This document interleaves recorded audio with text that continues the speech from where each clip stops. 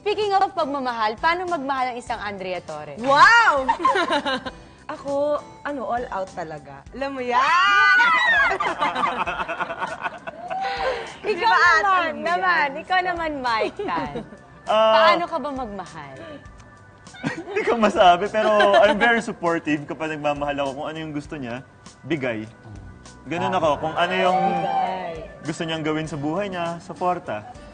Ganun ako. Tapos tiwala. Di ba dito may mga parang kariba-karibal na akala mo iniwan. May mga ganun kayong mga pagkakataon, di ba? Huwag naman sana dumating sa punto, pero just in case na malaman mo yung taong mahal mo, may mahal na iba, anong gagawin mo? Bigay mo sa taong mahal niya. Ang give pupot up na. agad. Ganon? Ikaw, Andrea, Depende sa sitwasyon. anong sitwasyon ang gusto mo? Ano ba? Kung Example, ganito lang sa'yo. Akala mo yung guy iniwan ka, yun pala, may nangyari lang sa kanya, nakulong siya. Di ba nakulong ka dito? So ikaw, parang nagkagusto ka dito sa iba, na napamahal mo siya, bigla siyang dumating, ano ang gagawin mo?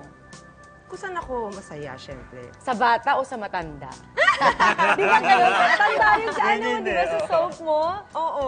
Depende talaga kung sinong laman ng heart. Kasi feeling ko, kahit anong gawin mo, may masasaktan. So, doon ka na kung saan ka rin happy. Para mapanindigan mo yung Ano ba yung desisyon mo. pinaka-extreme na nagawa niyo sa ngalan ng pag-ibig?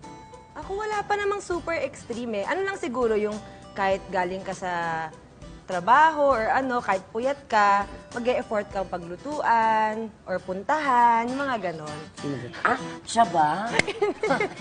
Anong tawa? Example lang. Example lang. Ikaw naman, Mike, ano naman ang para sa'yo? Wala pa rin naman ganun ka-extreme, pero tingin ko parehas lang kami ni Andrea. Yung kahit minsan 26 hours ka nang walang tulog, andun ka pa rin, pupuntahan mo siya, iahatid mo siya sa trabaho. Yung talagang magsasacrifice ka talaga. May hugot. Sino ba yan? Hinahatid sa trabaho.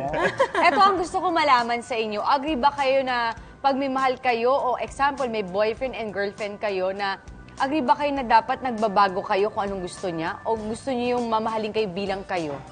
Feeling ko may pagbabago pa rin talaga, may adjustment talaga. Kasi magkaiba naman kayo ng pamilyang kinalakihan niya, di ba?